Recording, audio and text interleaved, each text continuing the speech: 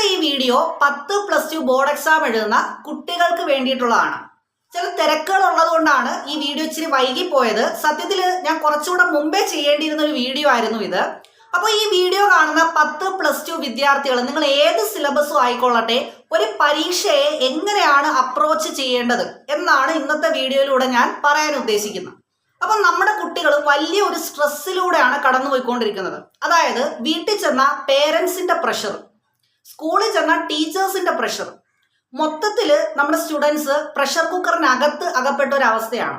അവരുടെ ലൈഫിലെ പ്രധാനപ്പെട്ട ഒരു ടേണിംഗ് പോയിന്റ് ആണ് ഈ 10+2 എന്നൊക്കെ പറയുന്നത്.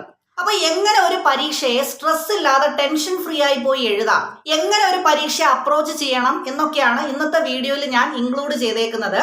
അപ്പോൾ നിങ്ങൾ വീഡിയോ ആദ്യം മുതൽ അവസാനം വരെ കാണുക. അപ്പോൾ നമുക്ക് വീഡിയോയിലേക്ക് പോവാം.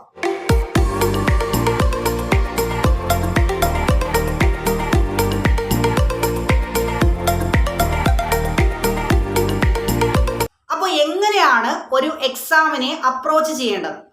ആദ്യത്തെ സ്റ്റെപ്പ് ഇതാണ്, അനലൈസ് ദ സിലബസ്.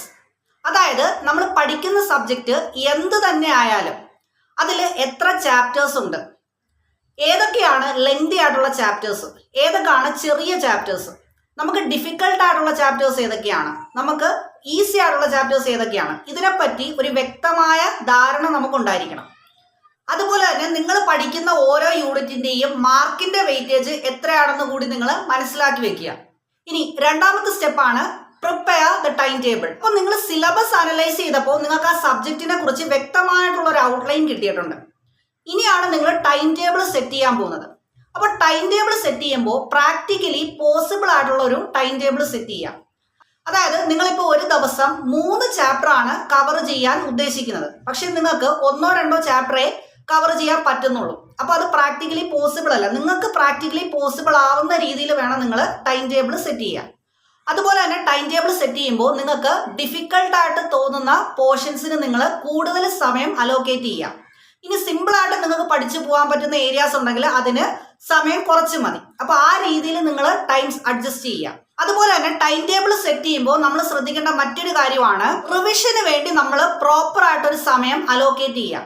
കാര്യം എന്താന്ന് വെച്ചാൽ, ഇപ്പോൾ ഒരു ചാപ്റ്റർ പഠിച്ചു, രണ്ടാമത്തെ ചാപ്റ്റർ പഠിച്ചു, മൂന്നാമത്തെ ചാപ്റ്റർ പഠിച്ചു, 4ാമത്തെ ചാപ്റ്റർ പഠിക്കുമ്പോൾ ആദ്യത്തെ ചാപ്റ്റർ ഉള്ള മെയിൻ കാര്യങ്ങളെല്ലാം മറന്നുപോയിട്ടുണ്ടാവും. അപ്പോൾ നമുക്ക് പ്രോപ്പറായിട്ടുള്ള റിവിഷൻ ആവശ്യമാണ്. അപ്പോൾ അതിന് വേണ്ടിയിട്ട് നമ്മൾ ടൈം ടേബിളിൽ കുറച്ച് സമയം മാറ്റി വെക്കുക. മൂന്നാമത്തേത് വർക്കൗട്ട് പ്രീവിയസ് ക്വസ്റ്റ്യൻ പേപ്പേഴ്സ്. അപ്പോൾ നമ്മളൊരു ചാപ്റ്റർ പഠിച്ച് തീരുമ്പോൾ ആ ചാപ്റ്ററിൽ നിന്ന് മുമ്പ് ചോദിച്ചിട്ടുള്ള പ്രീവിയസ് ക്വസ്റ്റ്യൻസ് എന്ത് ചെയ്യുക, വർക്കൗട്ട് ചെയ്ത് നോക്കുക. ഒരു 10-15 വർഷത്തെ പ്രീവിയസ് ക്വസ്റ്റ്യൻ എങ്കിലും അറ്റ്ലീസ്റ്റ് നിങ്ങൾ വർക്കൗട്ട് ചെയ്തിട്ടുണ്ട് എന്ന് ഉറപ്പ് വരുത്തുക. അപ്പോൾ കൂടുതൽ പ്രീവിയസ് ക്വസ്റ്റ്യൻ നിങ്ങൾ വർക്കൗട്ട് ചെയ്യുമ്പോൾ നിങ്ങളുടെ കോൺഫിഡൻസ് എന്ത് ചെയ്യും, കൂടും.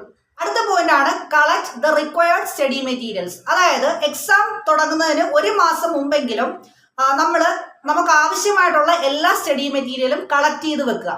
അത് ഹാൻഡ് റിട്ടൺ നോട്ട്സ് ആവാം, പ്രിന്റഡ് നോട്ട്സ് ആവാം, പ്രീവിയസ് ഇയർ ക്വസ്റ്റ്യൻ പേപ്പേഴ്സ് ആവാം, റെഫറൻസ് ബുക്ക്, ഗൈഡ് ഒക്കെ ആവാം. അപ്പം നിങ്ങളുടെ കയ്യിൽ നിങ്ങൾക്ക് പഠിക്കാൻ ആവശ്യമുള്ള എല്ലാ കാര്യങ്ങളും ഉണ്ടെന്ന് നിങ്ങൾ ഉറപ്പ് വരുത്തുക. അപ്പൊ എക്സാമിന് മുമ്പേ വരുന്ന സ്റ്റഡി ലീവ് വരെ വെയിറ്റ് ചെയ്യാതെ അതിന് മുമ്പേ തന്നെ അഡ്വാൻസ് ആയിട്ട് നമ്മൾ ഈ കാര്യങ്ങളെല്ലാം കളക്ട് ചെയ്ത് വെക്കുക.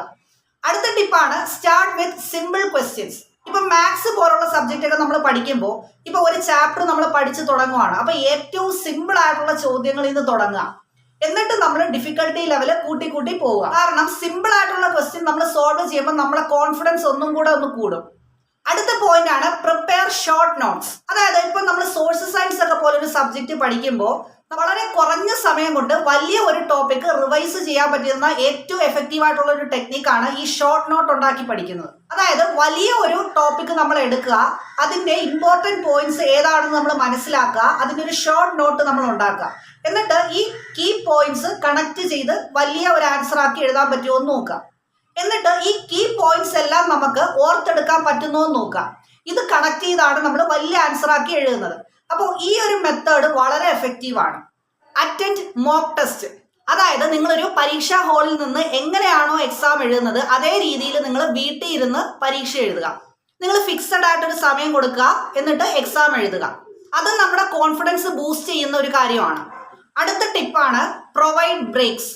അതായത് നമ്മൾ കണ്ടിന്യൂസ് ആയിട്ട് ഇങ്ങനെ പഠിച്ചുകൊണ്ടിരിക്കുമ്പോൾ ഒരു എക്സ്റ്റെൻഡ് കഴിഞ്ഞാൽ നമുക്ക് ബോറടിച്ച് തുടങ്ങും. അപ്പോൾ അത് ഒഴിവാക്കാനായിട്ട് ചെറിയ ചെറിയ ബ്രേക്കുകൾ എന്ത് ചെയ്യുക, പഠിക്കുന്നതിനിടയിൽ നിങ്ങൾ പ്രൊവൈഡ് ചെയ്യുക. ഇപ്പോൾ ഒരു 45 മിനിറ്റ്സ് ഒക്കെ വളരെ ഫോക്കസ്ഡ് ആയിട്ട് ഇരുന്ന് പഠിക്കുന്ന ഒരാൾ ഒരു 5 or 10 മിനിറ്റ് എന്ത് ചെയ്യുക, ഒരു ചെറിയൊരു ബ്രേക്ക് കൊടുക്കുക. എന്നിട്ട് അതിനുശേഷം ആ ബ്രേക്കിന് ശേഷം പിന്നെയും പഠനം കണ്ടിന്യൂ ചെയ്യുക. ഉച്ചയ്ക്ക് 1 മണിക്കൂറോ വൈകുന്നേരം അരമണിക്കൂറോ ഒക്കെ ഇങ്ങനെ നിങ്ങൾക്ക് ബ്രേക്ക് നിങ്ങൾക്ക് പ്രൊവൈഡ് ചെയ്യാവുന്നതാണ്. പക്ഷേ മെജോറിറ്റി സമയവും ഡിസ്ട്രാക്റ്റഡ് ആവാതെ നമ്മൾ പഠിക്കാൻ തന്നെ ശ്രമിക്കാം. അപ്പോൾ ഇനിയുള്ള പരീക്ഷകൾ എഴുതുമ്പോൾ ഈ കാര്യങ്ങളൊക്കെ നിങ്ങളൊന്ന് ശ്രദ്ധിക്കാം. അതുപോലെ തന്നെ ഓവർ തിങ്കിങ് ഒഴിവാക്കുക. ഇപ്പോൾ ഒരു എക്സാമിന് എത്ര സ്റ്റഡി ലീവ് കിട്ടുമെന്ന് നിങ്ങൾക്ക് കൃത്യമായിട്ട് അറിയാം. അതിനെ എങ്ങനെ എഫക്റ്റീവായിട്ട് ഇനി എന്ത് ചെയ്യാൻ പറ്റും, എന്താണ് ഇനി പോസിബിൾ എന്നതിനെക്കുറിച്ച് മാത്രം ചിന്തിക്കുക. മറ്റ് ടെൻഷനൊക്കെ ഒഴിവാക്കുക. അപ്പോൾ എല്ലാവർക്കും ഈ വീഡിയോ ഉപകാരപ്പെട്ടു എന്ന് ഞാൻ വിശ്വസിക്കുന്നു. അപ്പോൾ best of luck for your exams.